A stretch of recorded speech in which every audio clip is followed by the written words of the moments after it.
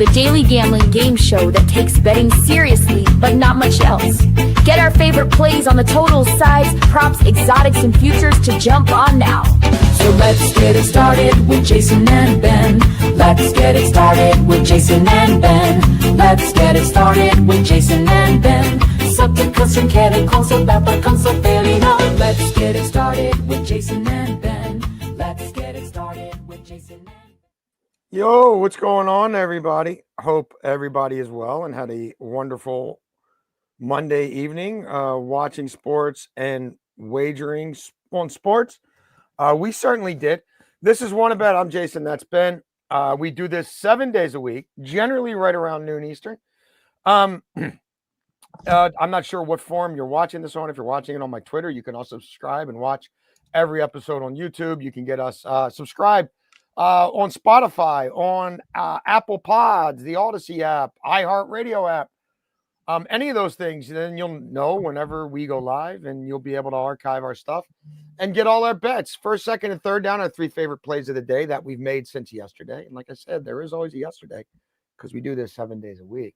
Fourth and long, it can be fourth and long, it can be fourth and short, something to get you paid quickly in a game, or maybe a long shot bet or a long-term bet like a future to get you paid down the road that we see value in now. And then over time, it's football season. We give you a football parlay that we played every single day. We have a unique game show format. We actually keep score. We are beyond transparent here in a industry that's frankly full of shysters and mooks and frauds. We keep it real. So this is how much we keep it real. Like, the way we score this, I did a little better than tread water yesterday. But, like, let's keep it real. Here's how I was on the Monday Night Football game. And here's all the ways I cashed on it, because I made a lot of money last night, and I hope you followed. You know, official bet, unofficial bet. We give out very few plays on this show. I put Jacksonville in a division winner parlay that I gave out on the show on Sunday, Ben, right? In part because I said, Jacksonville's going to win this game. Jacksonville's very live to win this game. And if/when they win this game and take the 3.5 on the hook, if it's out there, those odds are going to change drastically. Just like I told you to jump on Pittsburgh to win the AFC North as part of that parlay on Sunday, because Baltimore's going to lose to the Texans and the value is going to change. So we're on the Jags. We make that case. We explain it to you. I tell you, talking to people around the league for the Washington Post, talking to people who advanced scout in that division, and they tell me Jacksonville's D coordinator is legit. They're real. They're better than you think. He's a young Ben Johnson on the other side of the ball. I tell you they're going to turn people over. I tell you I like the under on the game, right? If it doesn't go under, why isn't it going to go under? Because they're going to turn Mahomes over in the red zone. I said this shit because they're going to return him over in the red zone, and somebody's going to throw a pick six. That's why I told you, hedge that with me. Official play, unofficial play. We got a graphic on graphic. Fucking plus 200 on both guys to throw a pick. Literally told, like, set that. Here's how we're going to hedge that. And I said, neither team can do anything in the first quarter. And if you watch the game, that's all they talked about on the broadcast. So, yeah, take the under 9.5. But when I get done this show, like I said, I'm going to also play nobody to score a touchdown in the first 10 minutes, which is another minus 110. The interception play isn't even in there. The nobody to score in the first 10 isn't even. That's how transparent we are. There's people out there on other shows who talk 2 and 4 hours a day about this stuff. They get paid hundreds of thousands of dollars. If you made their bets, you'd lose your salary and theirs. There's no transparency. There's no keeping score. There's no we suck at this, we're good at that. If anything, we grade ourselves to a ridiculous standard here. So just getting that out of my system. This isn't like Ben gives out 3 guys at plus 1,100 or better who might score a first touchdown, and I give out the fullback and 2 backup tight ends just in case. And every 4 weeks, one of those hits, and we take victory laps on Twitter. Ben, you crushed it again last night. No, actually I did not. I actually got crushed. You carried the load last night. We did hit Pacheco. We were inches away from ETN. Catches a second pass, first pass out of halftime for 7 yards. He's at 12. But what did I say on the show? With running backs, you're always risking the negative play. They throw a screen to him late in the game. Trevor Lawrence had him a million times, but he's just an idiot and wants to run for 2 yards instead of getting the ball to his running back and continue taking hits. He doesn't throw the ball to him, whatever. They throw a screen. He loses 3. We go back down to 9, and we lose that way. That was unfortunate. Tootin, when he was out there, wasn't able to really get it going. Lost 4 yards on a carry. That's never good. So that was unfortunate. In both parlays, we had Xavier Worthy, 25+ in the first half. He had negative yards on the little pop pass that they run. And then, we needed Tootin 10+ yards. He had 6. If he doesn't get that negative carry, we cashed that one. So definitely struggled. We went down a little bit. But again, like the ETN play was my favorite play of the day. I was outspoken about how much I liked it, and it felt good for a while until they know you're throwing the screen at that point. Yeah. And Kansas City blows it up in the backfield. That's why Liam Cohen blew the first half. I mean, look, Etienne not running the ball 15 times is kind of nuts. Like him having Lawrence, who was dying to throw a pick, like I told you, thrown out of the back of his end zone in a 1-score game at multiple times. Just it didn't make sense. But anyway, that stuff's going to happen. But like, I gave you the entire narrative of that game and even told you if we lose this one, here's how we're hedging. We're hedging on the interceptions. Find somebody else who's doing that for you. Find them. I dare you. All our bets in real time on the Super Discord. We got on that interception prop very early in the week for a really nice return. Everything's in there. I'm really hot in MLB right now. I'm not giving out a ton on this show in MLB. But we told you Brewers yesterday. Churio, what a beast. We'll be back on the Brewers in 2 days. All right. I got that out of my system, but I felt like I had to because, again, nobody is holding themselves to the standard we're holding each other to. And this is not, we don't throw out 8 things on a game. You know what I mean? And then like, oh, well, these 3. No. You can go back and watch the episodes. There were like 6 bets I talked about in that whole show. Many of them plus money or minus 110. They hit. First down, Beltway, Ben. Yeah, first down, we will go to Josh Naylor today. Over 1.5 hits, runs, and RBIs, and we're going to play it at minus 110. He's been a lot better against right-handed pitching and left-handed pitching this season. First, game 1, hits a ball that's out in 2 of 30 parks. We know the ball doesn't travel well in Seattle, and that's a weird park. He smashes it to right, fly out sharply. He got a fine matchup that day because he faced a righty. Game 2, he faces Skubal and goes 0 for 4. He's 0 for 8 in this series. Josh Naylor was incredible down the stretch, gave them a massive boost after the deadline, was probably the best addition at the deadline. They also got Eugenio Suarez, who was leading the MLB in home runs or right around at the time. He's been nothing. But Naylor has been incredible. He's also stolen bases. He's been a threat on the base pass, which you don't expect from a guy like him. So Naylor's been good, but he's 0 for 8 so far. You have to take the Skubal one out of it to me because Jack Flaherty is not Skubal. Jack Flaherty looked fine last year in the playoffs with the Dodgers. It's easy to pitch when you have that on your back. Not as much with the Tigers. He struggled a little bit against left-handed hitters. I think Naylor brings some energy today. We know he plays with some passion. He's a big-time player. I like him to go over 1.5 hits, runs, and RBIs here at minus 110. Are you concerned at all about him, the expectancy and not flying with the team or any of that? Because they put that out late last night, and I'm like, I think he's a gamer. Is dad strength factoring into this at all? It has to, and he's a gamer. Like I'm big on gamers. I think he's gonna be excited about the kid, but he's gonna come up here big. Want to know one of the few things I don't like about being a dad? What is that? Freaking financial aid. The FAFSA portal is open. Oh. It's the bane of my existence.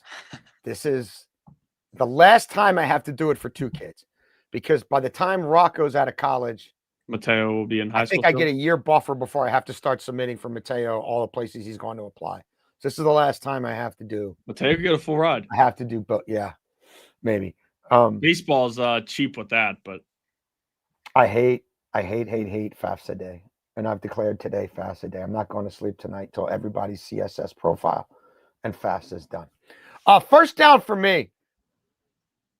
I got to go Jalen Hurts to score a touchdown here. He's gone 2 straight games without it. Their streak of, 18 straight starts when he starts and finishes a game is over. There's issues in the run game. There's issues finishing drives. There's issues scoring points. Beltway Ben, the last time you can go back to 3 straight games without Hurts scoring a rushing touchdown in the same regular season, you got to go back to 2022 when he's just establishing himself. That's a long time ago. The last time there's in the same season, he goes 3 straight regular season games without a rushing touchdown. I know they took a few weeks off from the tush push, but guess what? It's part of their identity. It's part of what they do. It's a Giants team that I don't think they want to have that pass rush with guys like Dickerson and others beat up, harassing Hurts and turning Hurts over. And it's a pretty good bet to score on the ground against the Giants. They've allowed 6 rushing touchdowns already this season, 24 rushing touchdowns allowed since the start of last season. That's tied for 8th most in the NFL. Short week, not a lot of prep time. Eagles want to avoid a 2-game losing streak. I think this is an ugly, low-scoring game. Hurts has been looking more spry when he runs. Maybe this isn't even a tush push. Maybe this is 6 yards out, 8 yards out. Saquon's missing practice time, right? We know that this thing used to open at like minus 185, right? And by game day, it's minus 250. I see value here. And there's not a ton that I love in this Thursday game so far. I got more work to do, but so far.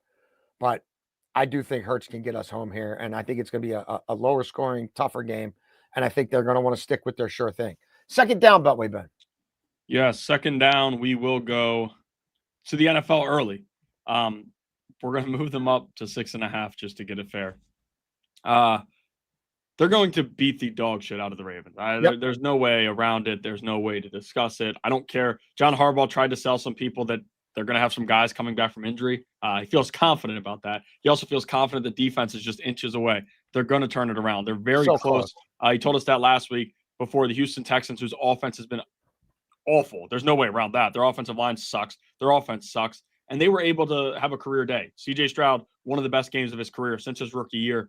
He hasn't looked like anything. That's how bad the Ravens defense is. By the way, the Rams lost to an injury-depleted 49ers team Thursday, and it was a weird situation. McVay's he's out for blood. The Ravens beat the Rams on Monday Night Football by, 50? What was that, 2019? They ran the score up. They had fun. And I have no issue with teams running the score up. If you have an issue with it, stop it. But that's what McVay is going to do on Sunday. There's no way that he does not run this score up here. They're going to score a ton of points. I'm going to play with there's going to be alt lines I'm playing with 27.5. I said it during the Ravens postgame show. And again, I'm a diehard Ravens fan. All of that. You have to be honest with this team. This team is one of the worst teams in football right now, to be completely honest with you. When you look at their schedule, I don't know who you can mark as a win. I just really don't. So the Rams, listen, in Baltimore, there might be more Rams fans than Ravens fans there. Just keeping it honest. And I think Matthew Stafford is going to have a big day. We're going to be in a lot of Rams props this week. Meaty says, I'm with you, boss. You're right, Beltway Ben. Yeah, look, we're going to be on Stafford. We're going to be on Rams team totals. Yeah. Stafford at least 2 touchdowns. Stafford 3 throwing touchdowns. Nakua. We're going to be on this game a lot of different ways. I don't care. I'm just going to tell you now, and I'll tell you again later. Go to Bet365. You can get Stafford 3 touchdowns plus 220. Have I made that bet? I have. They're not letting you correlate it yet to team totals and game totals. By tomorrow, they will. Their markets form the first. You can, in some games, correlate anytime touchdowns with alternate lines and playing around with team totals and game totals and spreads. You can't do it in the quarterback touchdown market yet. But, yeah, I will probably have one of those laddered up. Rams minus 13.5. Nakua over 100 yards receiving. Stafford over 3 touchdowns. Yeah, I think it's going to be that kind of day. Second down. Here is one of those correlated parlays you can play at Bet365.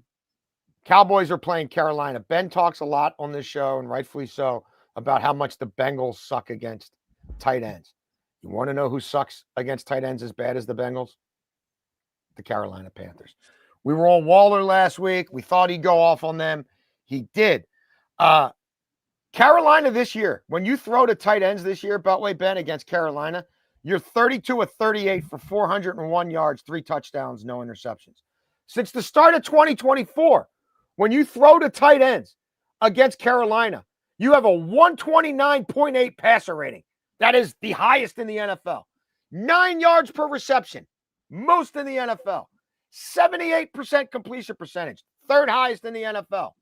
14 passing touchdowns, just the tight ends, since the start of last season. Tied with the Bungles for most allowed in the NFL. Ferguson's going off. No CeeDee Lamb. It's all Ferguson in the slot, the seam routes, the stuff Dak loves.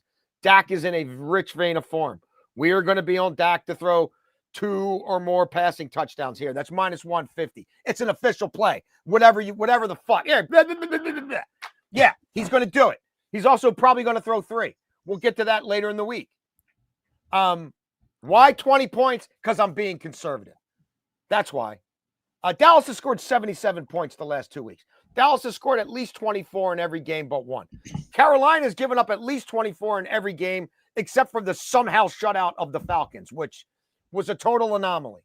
Like, why do I think Dallas is going to keep throwing the ball? Because Carolina is the best garbage time team in the NFL. Hell, they won a game that looked to be in garbage time last week. So Jerry wants Dak to throw 4 every week. Like, yeah, they can run the ball too, but they really want to throw the ball. Carolina's defense stinks. It especially stinks against tight ends. Ferguson got in last week. I think he gets in again. That won't be the last time that game shows up on this show this week. Third down, Ben. Third down, we're going to a bit of a risky play, but I told you we were going to bet this, and I'm not worried about the injury. Saquon Barkley over 80.5 rushing yards.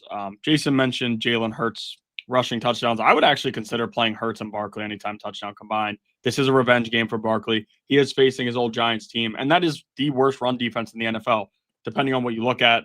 Defensive EPA against the run, success rate against the run. They're not good against the run. Saquon Barkley, it was immediately put out. He missed practice, but Rappaport immediately said that this was just precautionary. General soreness, he will be back. General soreness is also starting today. One of Jason's better nicknames that I've ever heard. But no, just general soreness for Saquon Barkley. I do think he plays. I think he'll be 100% ready to go. I don't know that in this matchup they'll let Will Shipley get going as much. This is a revenge game. They are in a weird spot. We know the offense. There's reports that Devontae, there was a meeting between guys. There's a lot of weird stuff going on in Philly. Yeah. A lot of funk in Philly. Yes, there absolutely is. But one thing you have, when you have Barkley the way you pay him, you need him to do what he can do. I think he'll get at least one of those big runs. He hasn't done much on the ground this year. This is the perfect get-right spot for him. As Jason mentioned earlier, we always attack the Bengals with tight ends, and we're going to attack running backs with the Giants, as we've had. Kendre Miller. Last week, I stayed away from Kamara. He didn't have a big day on the ground. We went Kendre Miller. He did what he wanted. This week, we're going to go Saquon Barkley on Thursday night. Over 80.5, minus 130 now, because I think it's going to go up soon. Third down for me. Give me the Broncos to lead at the half in London and give me them to win the game minus 125. Why? Do I need to belabor the point? Bo Nix is back. The Denver Broncos defense is back. 6 offensive touchdowns allowed, fewest in the NFL. Elite in points per drive allowed. The Jets are pretty broken. Minus 45 scoring differential, 28th in the NFL. Minus 8 turnover differential. I thought Aaron Glenn's defense might be good. It's not. They already look like they've surrendered. They haven't produced a takeaway all year. How have they been in the first half? Well, they did have that crazy lead against Pittsburgh, right? 19-17 week 1 in a game they still lost. This is the margins for the Jets at the half since. Down 20-3, down 20-6, down 10-3, down 23-3. And they ain't exactly playing murderer's row every week. Minus 56 first half scoring differential. Second worst in the NFL. They've got no pass rush. They've allowed 157 points. Only Baltimore's allowed more. 11 passing touchdowns to no interceptions. I think Bo Nix is going to find joy. I think Justin Fields is in a bad way here against an elite Denver pass rush. I think Sean Payton's got them in a really good spot. Yeah, it's a bit more travel for them than the Jets. They've also got the running game going a little bit more now. Look, Denver is one of the most balanced teams in the trenches in the NFL. Elite offensive line, elite defensive line. Not too many teams can check that box right now. And they've got a Hall of Fame head coach who's got them playing well after a little bit of a slow start. We're going to be on this game in different ways. throughout the week, but this is one that I'm comfortable with right now. Fourth and whatever, Beltway Ben. Yeah, technically we're going to go long here. Hate to do it, but here we are. Jason got on the Steelers earlier than I did. I've seen enough. And quite honestly, I was upset. I'm like, I missed out. They're going to be, big favorites to win the division. And then you wake up Monday morning, it's like, what are we doing here? I don't like. As you guys heard earlier, I'm a big Ravens fan. We also like to make money, and we're honest, and we never, use our bias with our betting.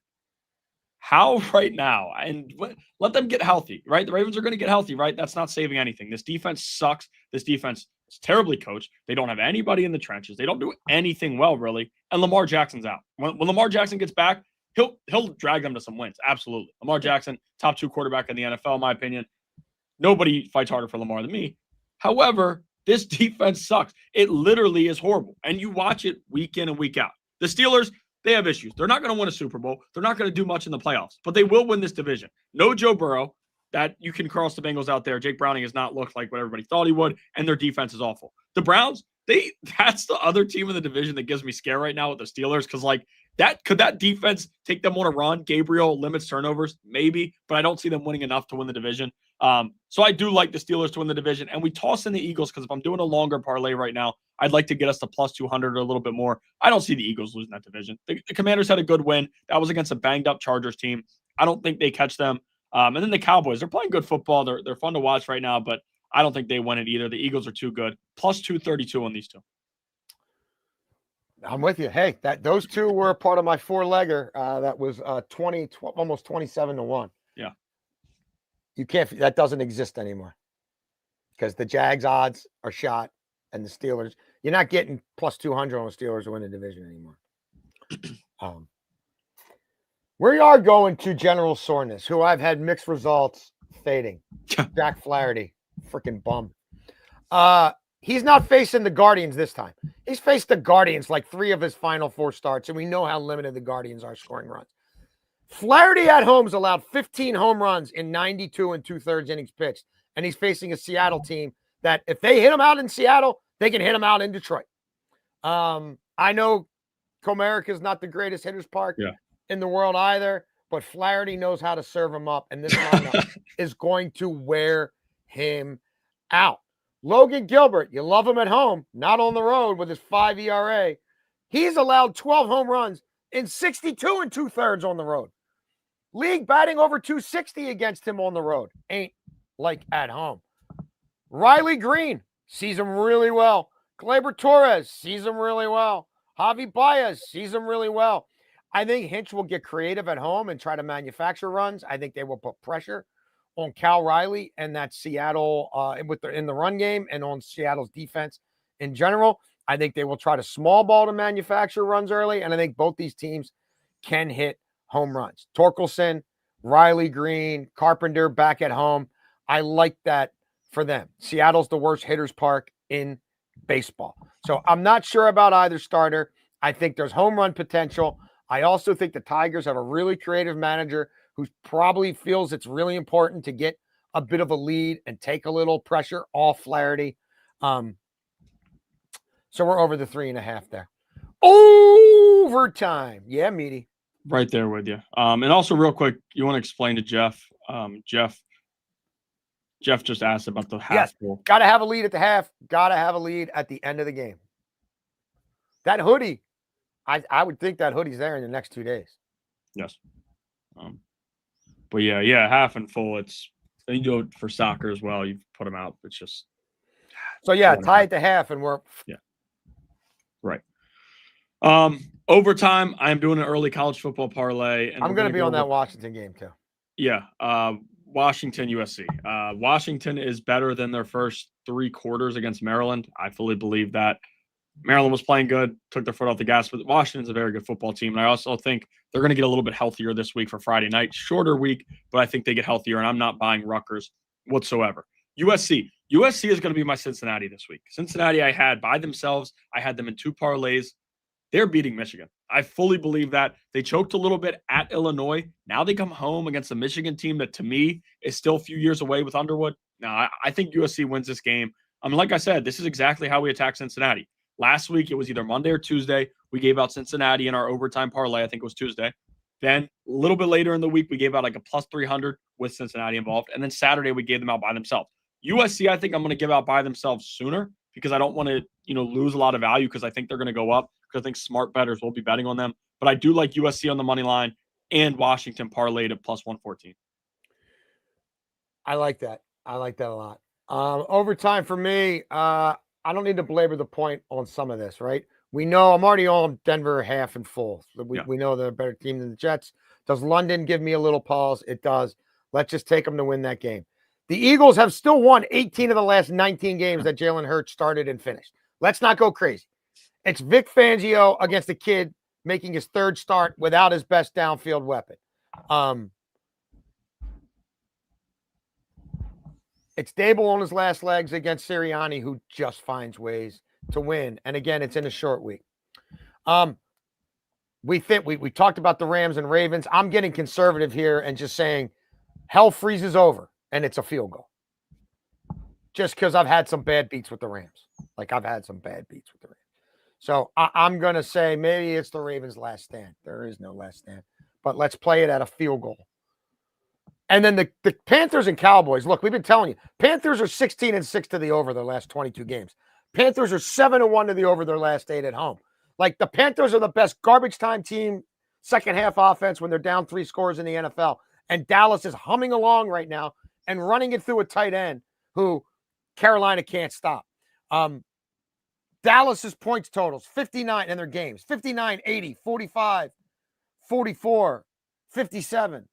Carolina, 51, 55, 30. That's when Atlanta didn't score. 49, 39. I'll never get over that one. Have I played this at over 48.5 on the early line when it opened? I have. I'm going to 43.5 because it's football. Plus 180. But wait, Ben, let everybody know how we did, and this doesn't include free winners I gave you, like both quarterbacks to throw an interception over plus 200. Like nobody scored a touchdown in the first 10 minutes of that game. Minus 110. Like Jacksonville money line plus whatever. The first 10 minutes is in there. I did. Oh, good. All right. Gave it out. Yeah, first 10 minutes is in there. Yeah. Well, the interceptions isn't like me telling you get on Jacksonville to win the division on Sunday because they're going to beat the Chiefs. But we keeps it real. Super Discord. Every bet we make, we log it when we make it. We tell you where to get it, what book, at what price. You got questions about it, we'll answer. And that's our show. Tomorrow, Gigi's got to go to the vet at 10, but that should not be that big of a deal. So noon, is noon good tomorrow? We don't have anything. No, noon should be good. But also I was going to ask, real quick, I know we're a little long, but NHL starts tonight. Are you going to be giving out any NHL plays on here? I think I might be attacking some props. Not the biggest hockey fan, but I did dabble in some props last year. I might be giving out some this year. I will be. I had fun getting more familiar with the advanced, some of the advanced numbers. You know me, I'm more a team, I'm more a side totals guy. Yeah. I will probably be on some first period over under kind of things. Like I'll be honest, it'll probably be more when football wanes, but I am going to be dabbling. Yeah. But once NBA starts and then college hoops, there is like 2 months of the year where it's bonkers. Yeah, it's fun, but then we get fun, but you can't. Then we get July and August. Well, yeah, exactly. What do you think of my Brew Crew? I'll be honest, I didn't like the series. How about coming right back with Vaughner with a 3-spot? Boom! We were watching it. I was watching it, and I was out, and they went up 3-0, and people were saying stuff, and I immediately responded, "Don't worry, Imanaga will blow this." Yes, like I told you. Yeah, I told you. I'm there with you. I didn't push back on it. Rewatch the show. I didn't push back on it. I did not like the series. No, I mean by you, I mean everybody. Yeah. I'm telling you, there's some shit to this Brewers team. They play with energy. I didn't push back on it. I just thought they were a little fraudulent. We'll see. Yeah. Quinny P tomorrow. They play good baseball. And he didn't even pitch yesterday. You're saving him for the closeout. tomorrow. I did love the Miz. That was fun. He was fun yesterday. The Miz was, dude. How about the Miz running to first base? It's incredible, and he's got his hat like half sideways. He is he's a character. I like him. I like him a Nobody lot. beats the Miz. I like the Miz. All right, we're glad you wanted to bet with us. Thank you for letting us vent. Beware of the mooks and scoundrels out there. We will see you at noon.